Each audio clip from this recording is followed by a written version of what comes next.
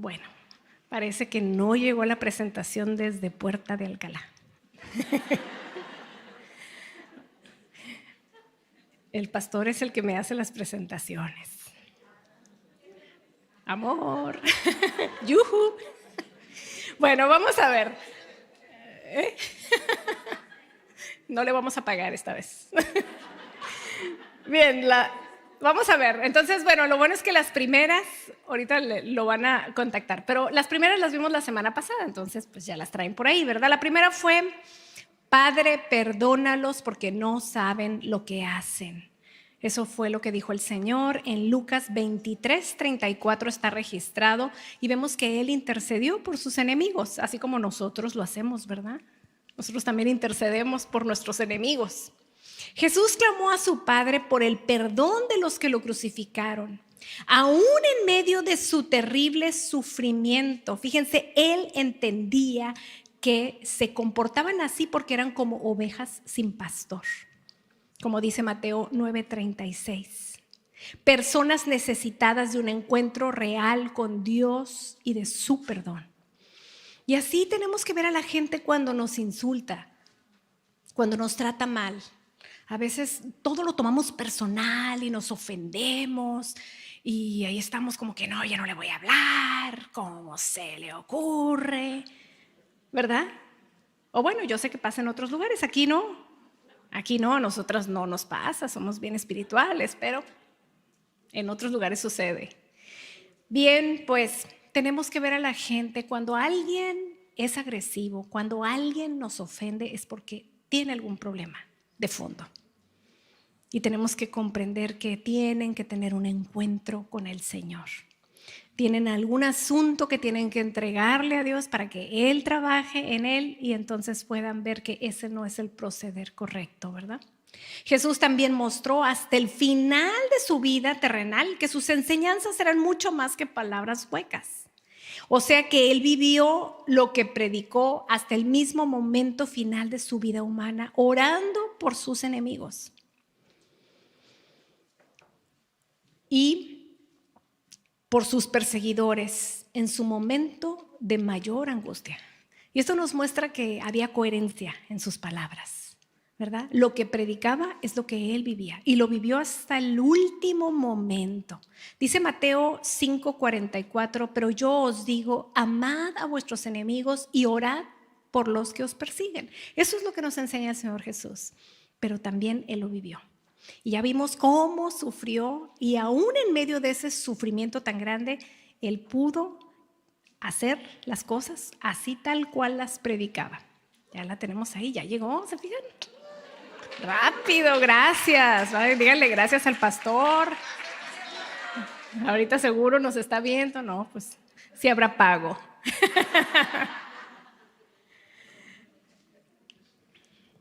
Bien. Y la segunda frase que el Señor pronunció sobre la cruz, le dijo, te aseguro que hoy estarás conmigo en el paraíso. Recuerden que eso fue lo que le dijo al ladrón arrepentido. Lo vimos en Lucas 23:43. El segundo criminal le hizo una petición a Jesús y le dijo, Jesús, acuérdate de mí cuando vengas en tu reino. Yo creo que cuando el Señor dijo, perdónalos porque no saben lo que hacen, él de pronto vio su condición y dijo, no, pues yo estoy aquí sufriendo el castigo por mi manera de vivir, por mi manera de proceder, pero él es inocente y aparte de eso, como que de repente le cayó el 20 y dijo, él es el Mesías profetizado. Él es el Hijo de Dios. Y en ese reconocimiento le dijo, Señor, acuérdate de mí cuando vengas en tu reino. Y con esa petición, fíjense, él primeramente reconoció el señorío de Jesús. Reconoció el señorío de Jesús y mostró su fe en él. O sea, reconoció que podía confiar en él, que él era poderoso para librar su alma. Sabía que iba a morir, ¿verdad? Que su vida terrenal estaba acabando, pero él reconocía que había alguien que podía librar su alma.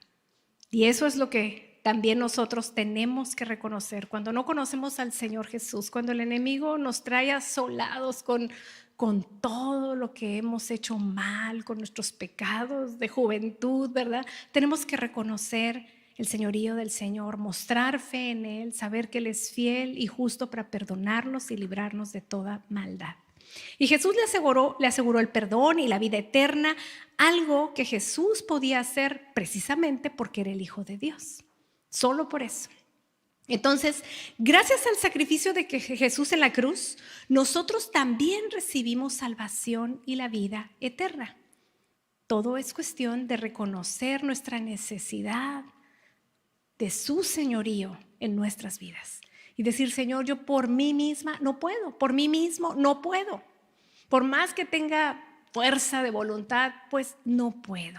Necesito la ayuda de tu Espíritu Santo, necesito que tú me guíes, necesito que tú me lleves por el camino de vida eterna.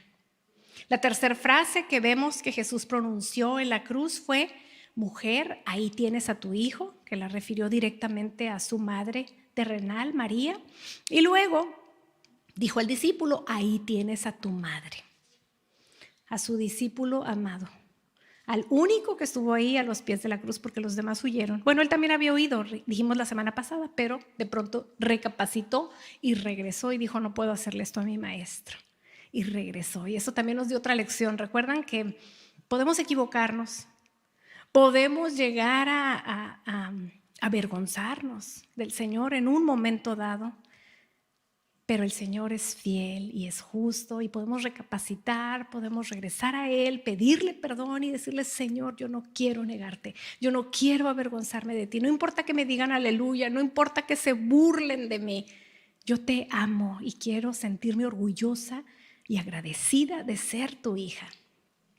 Y pues eso fue lo que hizo Juan, estuvo a los pies de la cruz, aún sabiendo que el Sanedrín y los líderes religiosos sabían perfectamente quién era, porque lo habían visto con él, era uno de los 3 más cercanos a Jesucristo. Y pues corría el riesgo, ¿no?, de que también lo encarcelaran o hubiera algún castigo de alguna índole. Jesús se aseguró de que su madre María tuviera todo lo necesario, aún después de que él partiera físicamente. Le encargó a uno de sus discípulos más cercanos, a Juan, cuidar de María.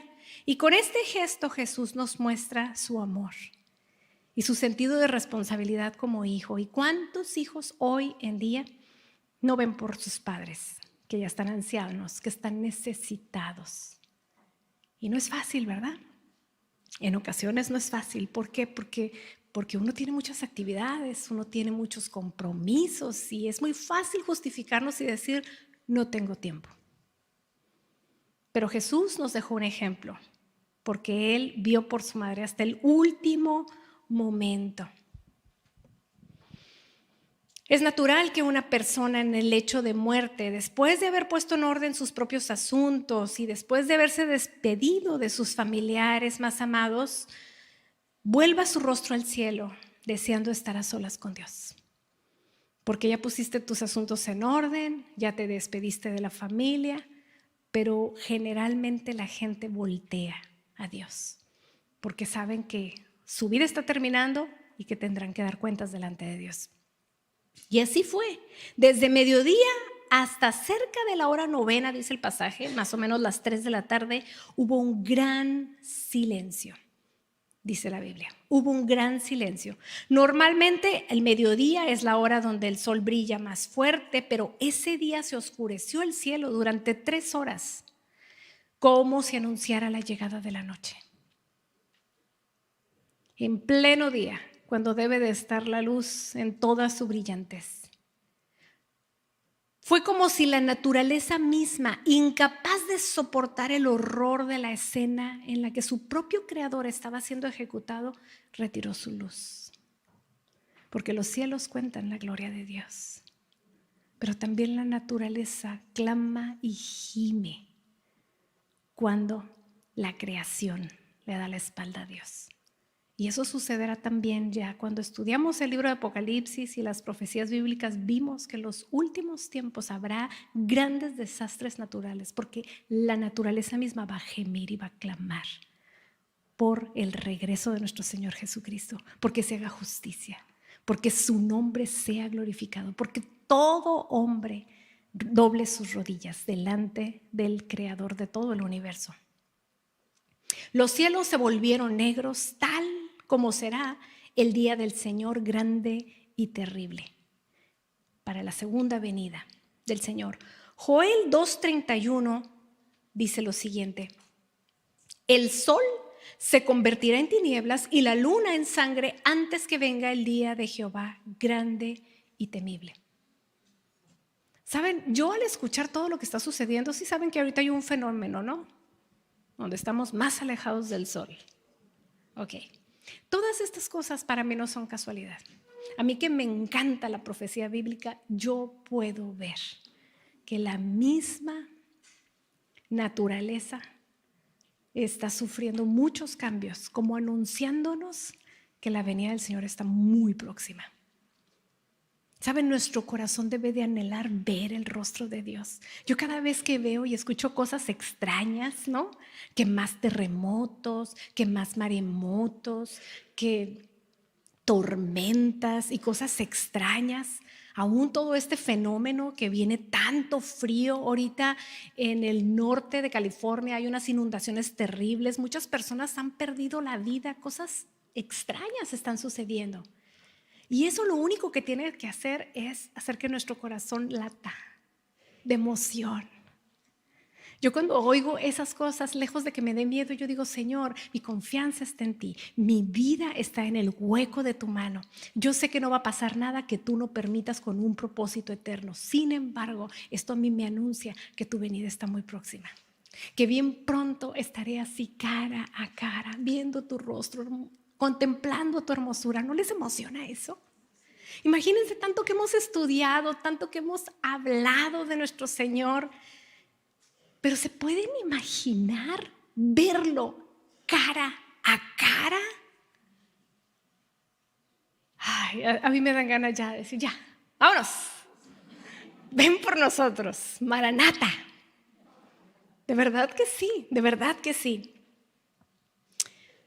La naturaleza creada por Dios reconoce el tiempo del juicio de Dios. Y cómo nosotros muchas veces no reconocemos las señales. Tenemos que pedirle al Señor que nos dé esa sensibilidad espiritual para poder reconocer los cambios que hay en la naturaleza que nos anuncian el juicio de Dios para el que no quiere entregarle su vida a Él, para el que no quiere reconocerlo como su Señor y como su Salvador. Pero para nosotros que somos sus hijos, eso debe de ser una esperanza gloriosa. Eso no debe de tener temor, o sea, traer temor a nuestras vidas. Yo creo firmemente, y se los dije cuando estuvimos estudiando profecía bíblica, yo creo que el Señor viene por su iglesia antes de los 7 años de tribulación, porque somos su novia y Él, como novio amado, nos guardará de ese tiempo de prueba. Pero necesitamos nosotros limpiar nuestras vestiduras y estar así como una novia, de blanco, vestida de lino fino, sin mancha, sin arruga. Y eso quiere decir que nos pongamos a cuentas con el Señor y que pidamos perdón de lo que tengamos que pedir y decirle: Señor, haz lo que tengas que hacer en mi vida.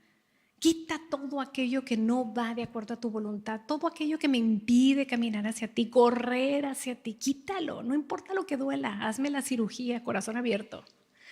Quita todo lo que no vaya, porque quiero estar lista para cuando vengas. No fue la oscuridad de un eclipse tampoco, porque la Pascua se celebra en luna llena. Entonces no fue un eclipse para aquellos que pudieran alegar: ay, pues hubo un eclipse. No.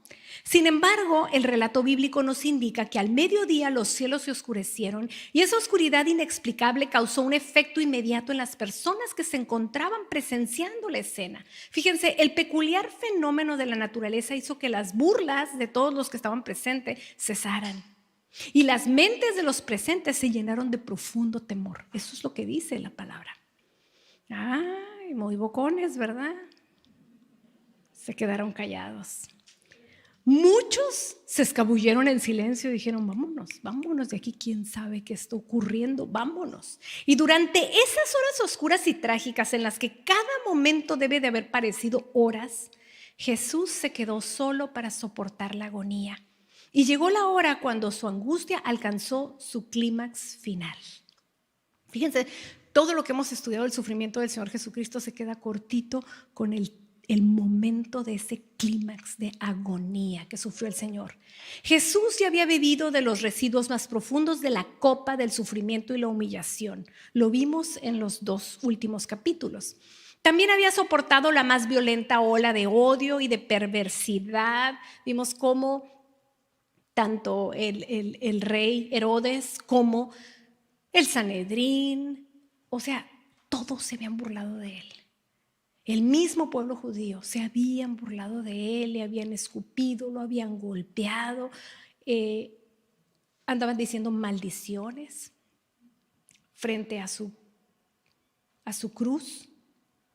Parecía imposible que pudiera soportar más. Sin embargo, el mayor golpe aún estaba por llegar, al cargar con el castigo por el pecado de toda la humanidad, por el pecado de todos aquellos que habían vivido antes de Jesús, los que estaban viviendo y pecando en ese momento, pero también por nuestro pecado, por el tuyo y por el mío.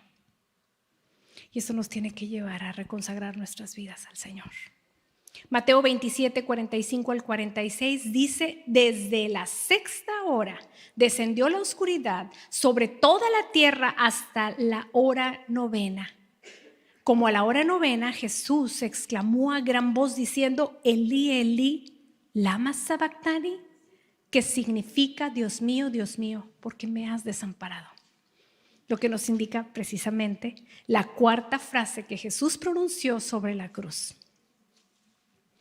En lugar de una dulce comunión con su Padre Celestial, como la tuvo durante todo su tiempo en la tierra, mientras estudiamos la vida del Señor Jesús, vimos que Él se apartaba todos los días desde muy temprano en la mañana para pasar tiempo con su Padre. Pero en lugar de eso encontramos un grito de angustia, un grito de desesperación profunda.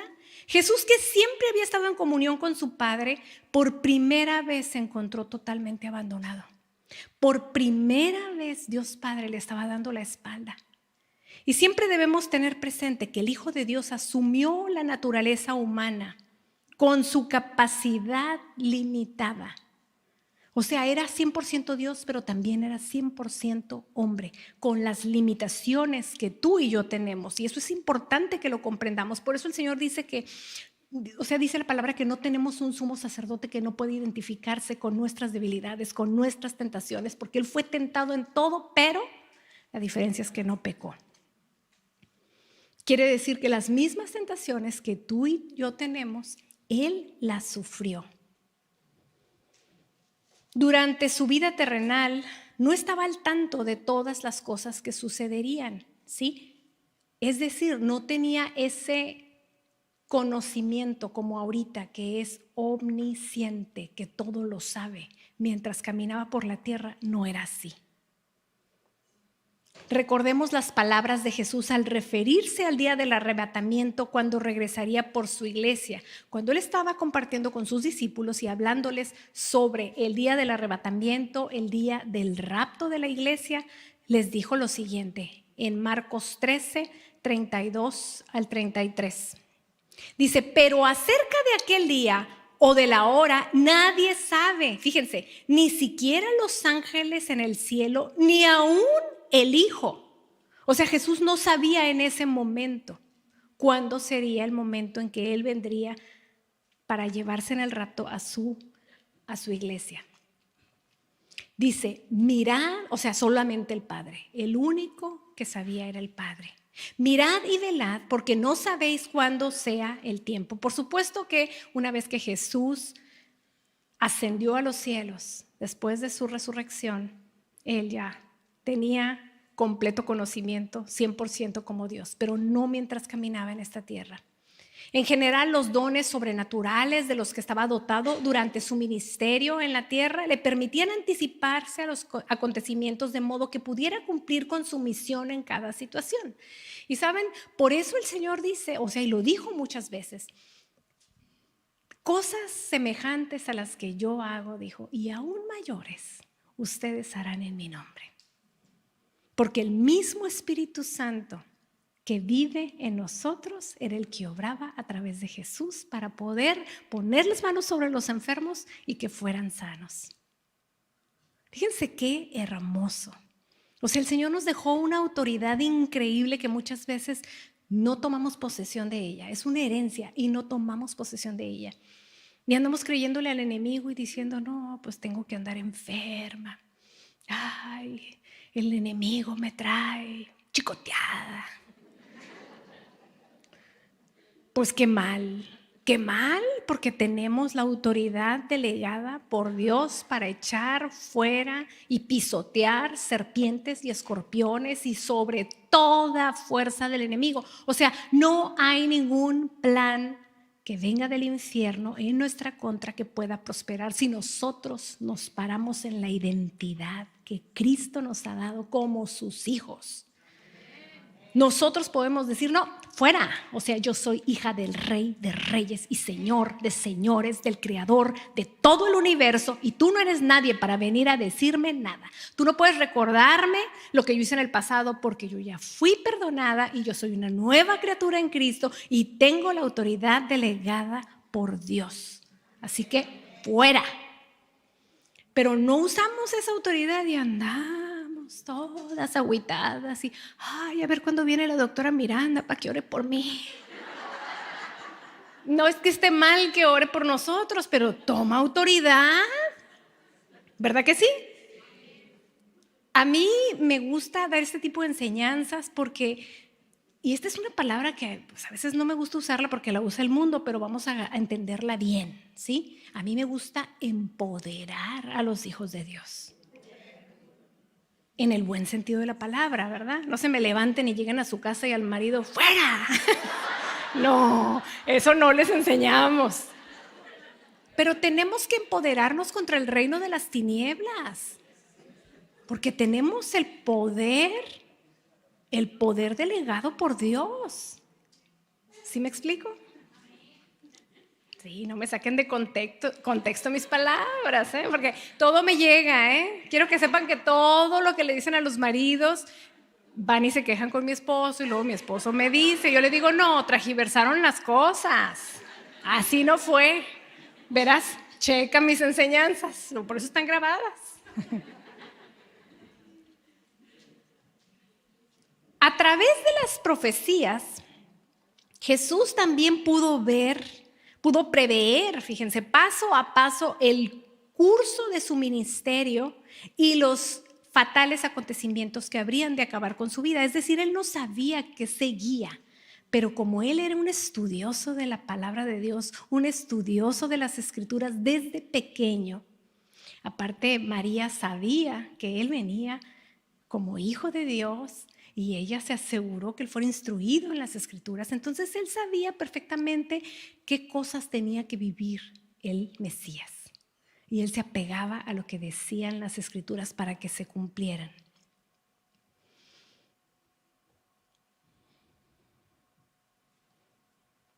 Aún, fíjense, compartió estos hechos con sus discípulos. Muchas de las cosas que venían en profecía lo compartió con sus discípulos, aunque ellos tenían una mente bien carnal.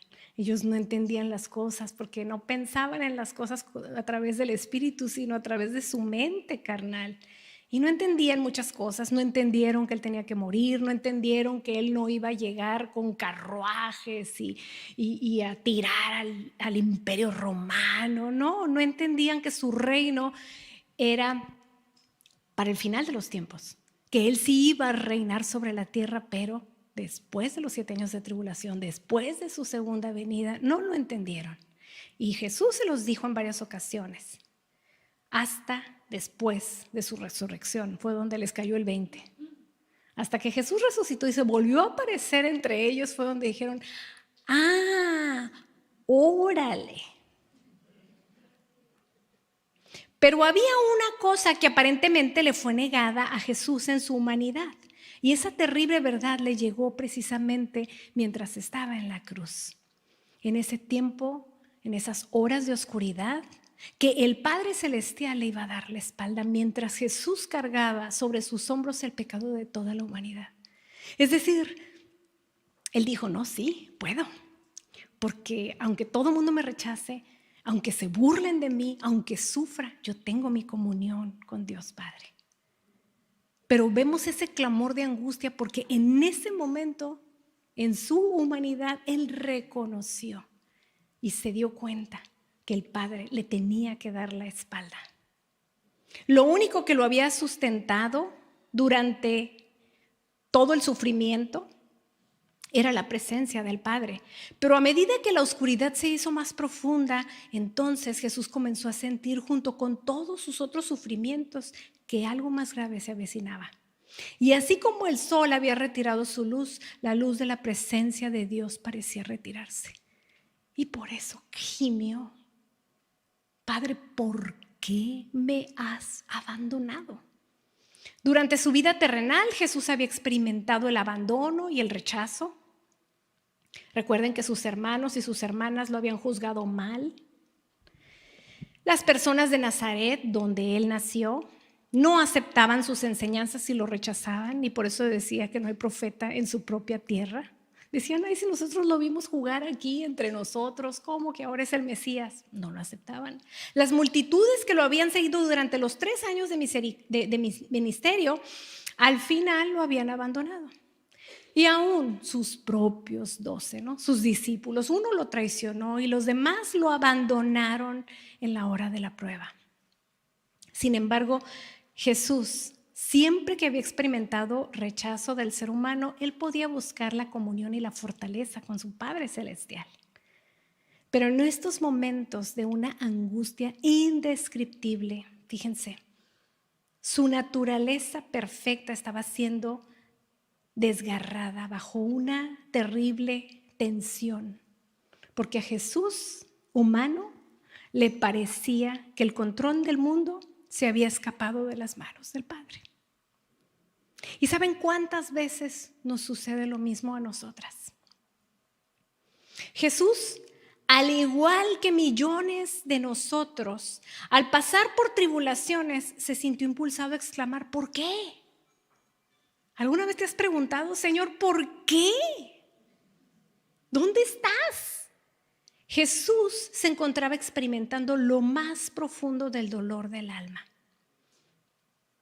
Y este era el punto que no había anticipado completamente en su naturaleza humana. Aparentemente fue hasta ese momento cuando descubrió que el Padre le daría la espalda por un momento, y por eso preguntó, ¿por qué? ¿Por qué me has desamparado? ¿Por qué no estás conmigo? ¿Por qué me das la espalda? La razón por la cual el Padre debía darle la espalda a Jesús es muy clara. Fíjense, Jesús fue puesto en contacto directo con el pecado mismo. Contacto directo.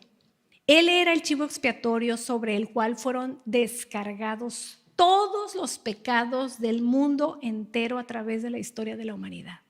Todos los pecados pasados, todos los presentes en ese momento y todos los futuros. Imagínense, ¿cuántos pecados comete una persona promedio en su vida? ¿Cuántas personas han vivido a través de la historia? Todos esos pecados llevó nuestro amado Jesús sobre sus espaldas.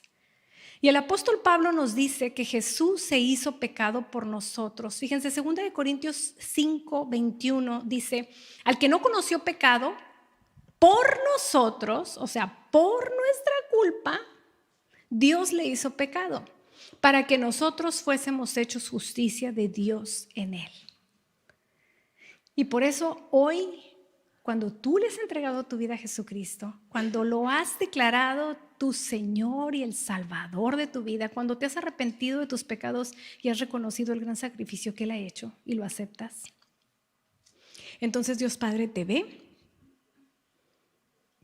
pero en vez de verte como un pecador, como una pecadora, es como si Jesucristo se pusiera enfrente entre tú y el Padre, y Él puede ver la justicia de Cristo en ti.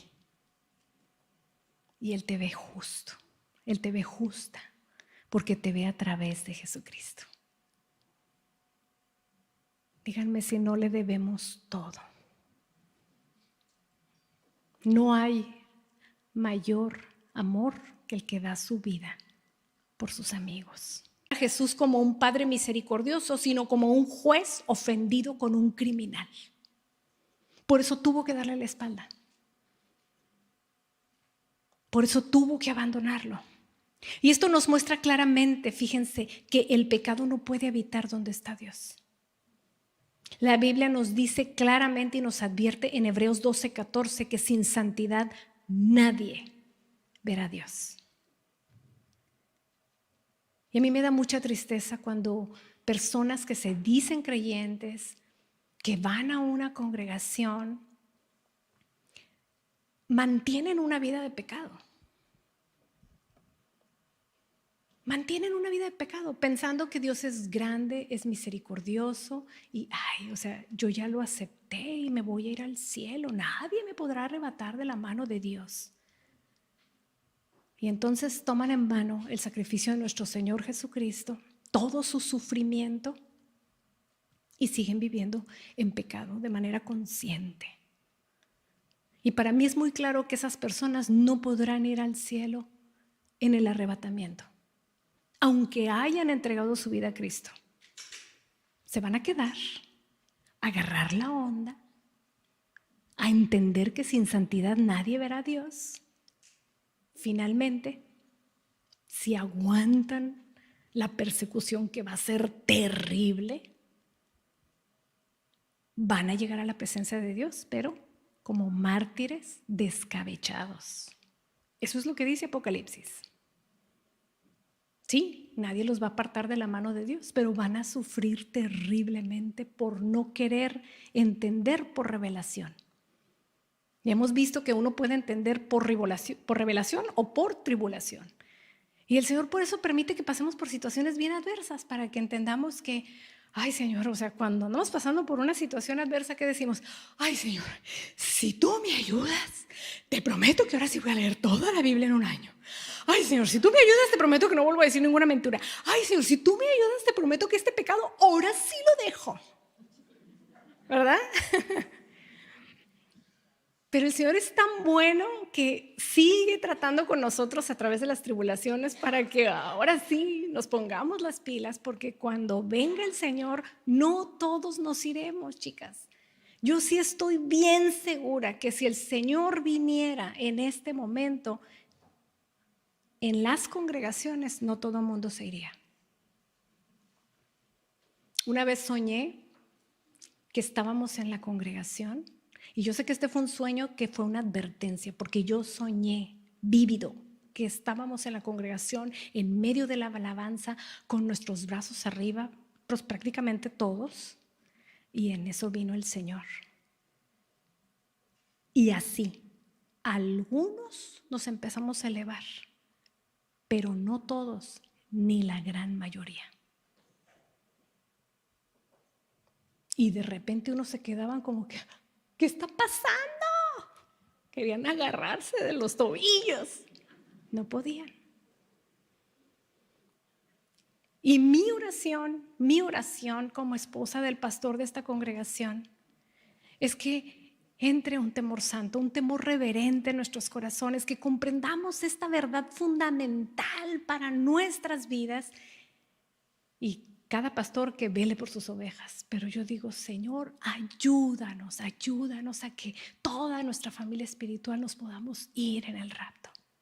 Que comprendamos que tenemos que vivir en santidad, que nos tenemos que poner a cuentas con Dios, que no podemos dejarnos ofender por cualquier tontería, estar hablando por hablar, que daremos cuentas delante de Dios por cada palabra ociosa que salga de nuestra boca, que tenemos que representar a Cristo a través de nuestra vida, que debemos permitir que el Espíritu Santo trabaje en nuestro carácter y reflejar a Cristo. Hasta ese momento Jesús había estado tan preocupado por el cumplimiento de las profecías sobre su muerte en la cruz que no había puesto atención a las necesidades de su cuerpo. Juan 19:28 dice: después de esto, sabiendo Jesús que ya todo estaba consumado para que se cumpliera la escritura, dijo: tengo sed, lo cual nos lleva a la quinta frase del Señor en la cruz: tengo sed. Y esto significaba que su trabajo estaba completo y siendo así, de pronto tuvo conciencia del mundo físico y de su propia condición, como que él estaba enfocado en cumplir con su misión, con su trabajo y de pronto ya lo había terminado y dijo, wow, tengo sed. Fíjense, la pérdida de sangre en una crucifixión da como resultado una sed que está más allá de toda descripción. O sea, no era una sed como la que tú y yo podemos sentir ahorita, ni aún en verano. Era una sed por completa deshidratación. Debemos recordar que Jesús fue el que dijo en el templo, si alguno tiene sed, dijo, venga a mí y beba.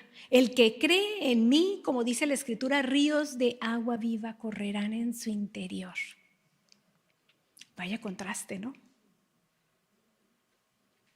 Pero él hablaba de esos ríos de agua viva del Espíritu Santo, viviendo en nosotros, vivificando nuestro espíritu. Él creó el mundo y fue sostenido por las contribuciones de las mujeres que lo siguieron durante su ministerio. Dice la palabra de Dios que las mujeres le servían con sus bienes y él era el dueño del oro y la plata. ¡Qué contradicción! Y el que decía yo soy el pan de vida, algunas veces pasó hambre. Dice Juan 19, 29 y 30 que había ahí una vasija llena de vinagre. Entonces pusieron en un hisopo una esponja empapada en vinagre y se la acercaron a la boca. Y cuando Jesús recibió el vinagre dijo, consumado es. Y habiendo inclinado la cabeza, entregó al Espíritu. Sexta frase, consumado es. Con esta frase, consumado es o todo se ha cumplido, según la Nueva Versión Internacional, fíjense, Jesús anunció a todos que había finalizado la labor para la cual había venido a la tierra. Y en otras palabras podemos decir que fue un grito de triunfo, o sea, fue un grito de victoria. Como que le gritó a Satanás, consumado es.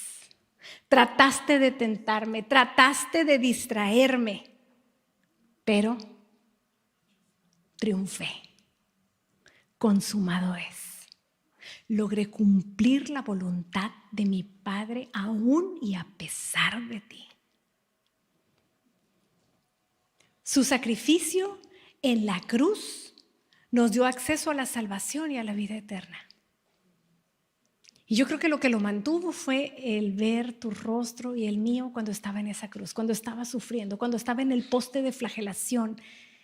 Él te veía y decía, mi niña, no te voy a perder, no te voy a perder. Tal vez todavía no naces, pero puedes confiar en mí.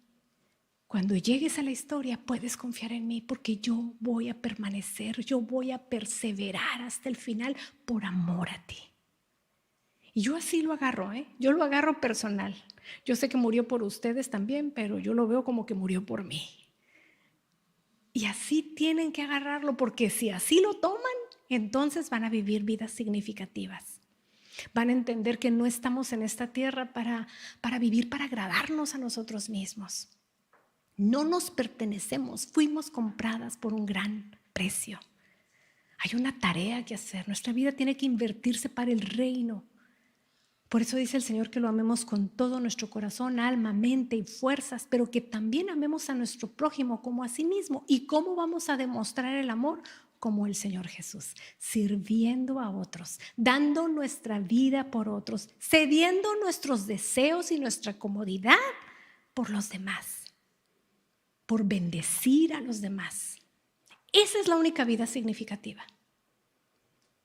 Yo lo he comprendido como nunca antes.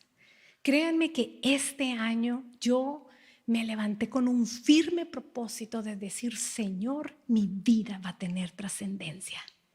Yo voy a dejar un legado espiritual. Ya no me importa, de veras, ya no me importa pedirte nada en lo físico. Ni siquiera la sanidad de mi ojo. Hay muchas gentes que están orando por mí. Ahí se los dejo. Pero yo ahora quiero enfocarme en que mi vida cuente para la eternidad, en dejar un legado. Porque yo un día voy a dejar de existir en esta tierra. Un día voy a dejar de respirar en esta tierra. Pero ¿saben? Puedo seguir viviendo a través de dejar un legado espiritual. Que el día que yo no esté, se pueda decir, es que ella vivió apasionadamente por Dios y sirvió a su generación, hizo la diferencia. Nos hacía llorar, nos hacía reír, se ponía en ridículo, se balconeaba, bueno, circo, maroma y teatro. Pero comprendimos y nuestra vida cambió. Y si hago eso, digo, Señor, valió la pena mi vida. Y yo creo que a ese punto tenemos que llegar todos. Y esa ha sido mi oración. Señor, ayúdame este año a llevar a la congregación a otro nivel en su caminar espiritual, a una mayor entrega, a anhelar con todo su ser ver tu rostro, contemplar tu rostro, anhelar escuchar de tu boca, bien, buen siervo y fiel. Sí estabas limitado, no tenías todos los dones y todos los talentos que querías, pero lo que tenías lo usaste y me siento agradado de ti. Y yo creo que va a voltear con los ángeles y por favor, ahorita que va pasando, apláudanle a mi niña, apláudanle a mi hijo, a mi campeón.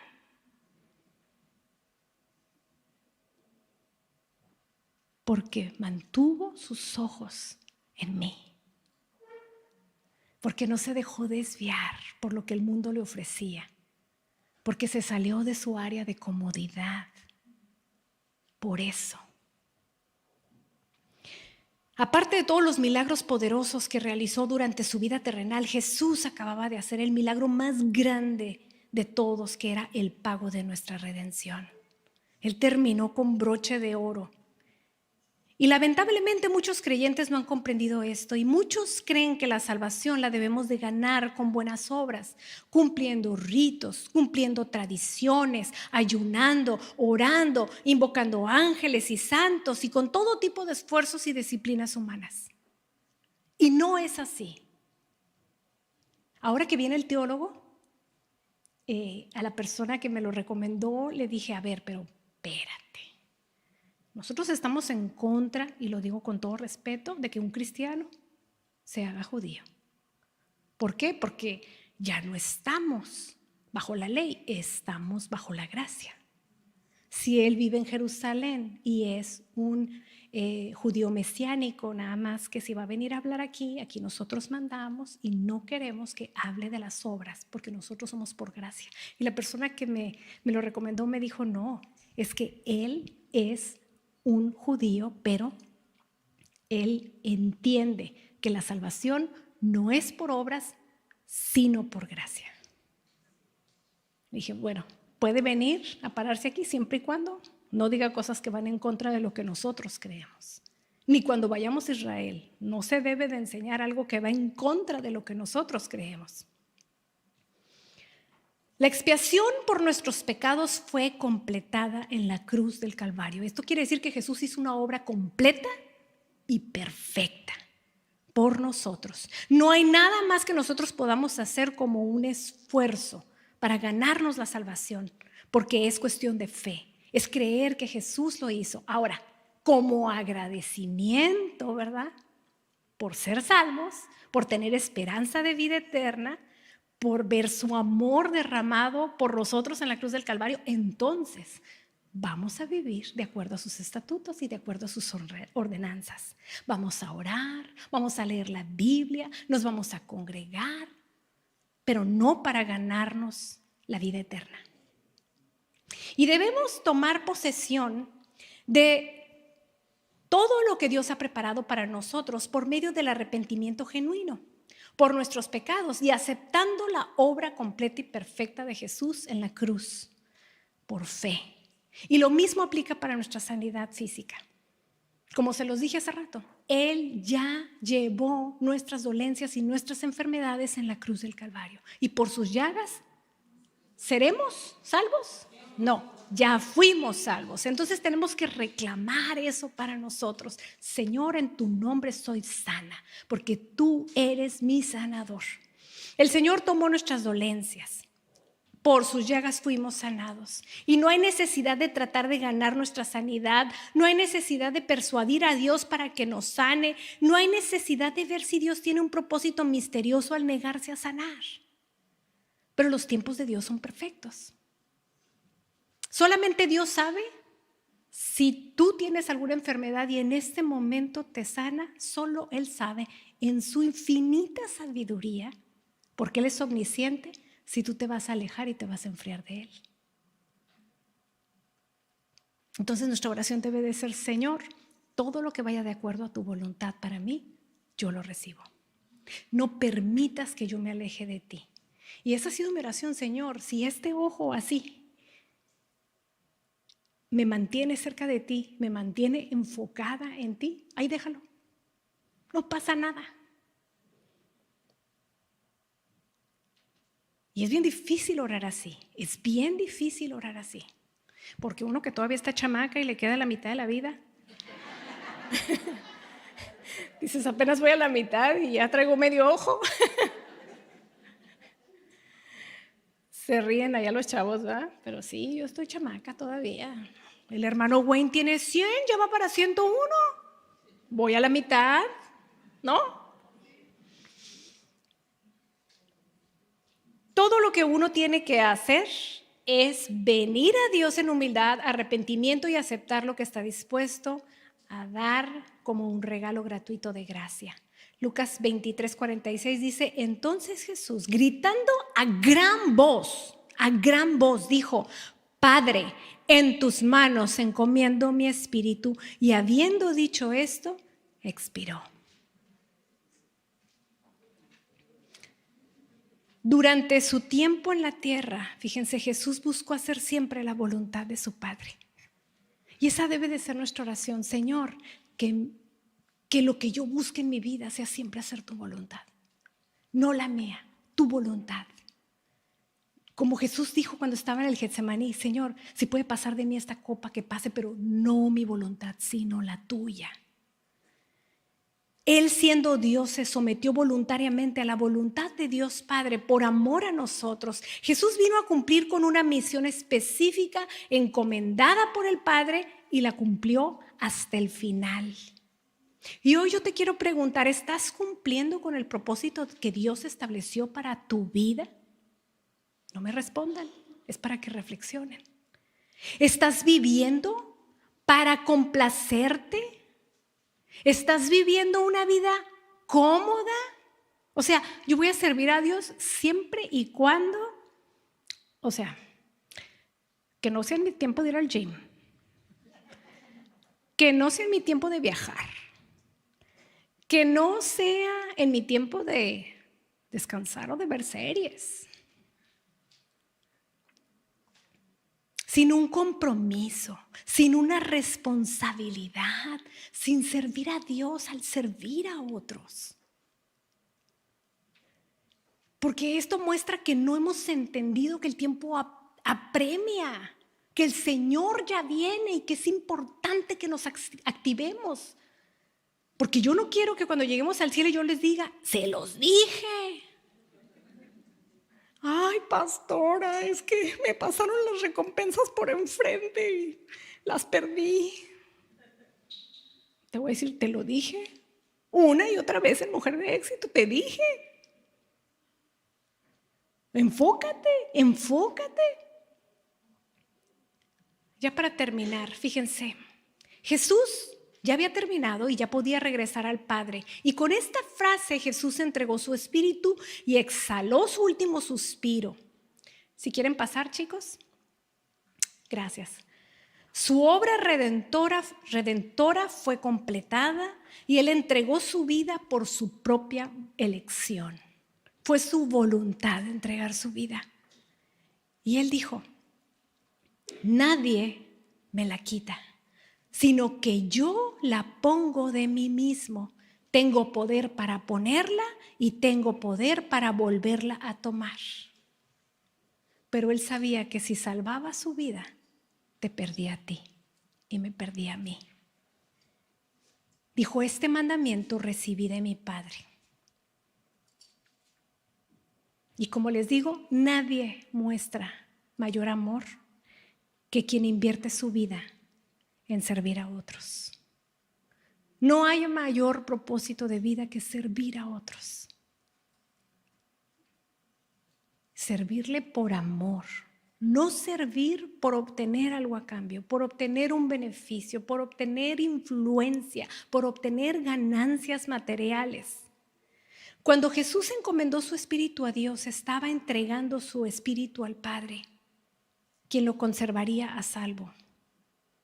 Y aunque los judíos habían destruido el cuerpo de Jesús porque lo hicieron pedazos al latigarlo, él se dirigía a quien le devolvería lo que le había sido arrebatado por la fuerza y se lo devolvería glorificado. A ti y a mí nos espera un cuerpo glorificado. No te preocupes si se te está cayendo el cabello. No te preocupes si necesitas lentes para ver. No te preocupes si las coyunturas ya te están causando dolor.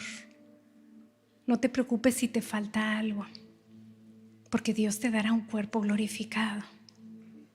Muchas personas han dudado de este asunto de la muerte, pero Jesús habló de esto claramente y al morir sus últimas palabras demostraron que realmente creía en lo que predicaba.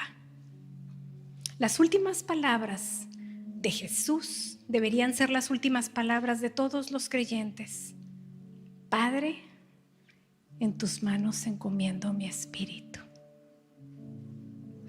Yo ya les he dicho que a veces me pongo nerviosa cuando voy en un avión. He viajado muchas veces, pero siempre me pasa lo mismo. Y cuando empieza la turbulencia, todo lo que da, el corazón empieza así. Y le agarro la mano al pastor. Y me dice, ¡ay, me duele! Aguántate. Y en ese momento, yo siempre le digo, Señor, en tus manos encomiendo mi espíritu. Digo, por si acaso. Porque Él es fiel para guardar nuestro espíritu.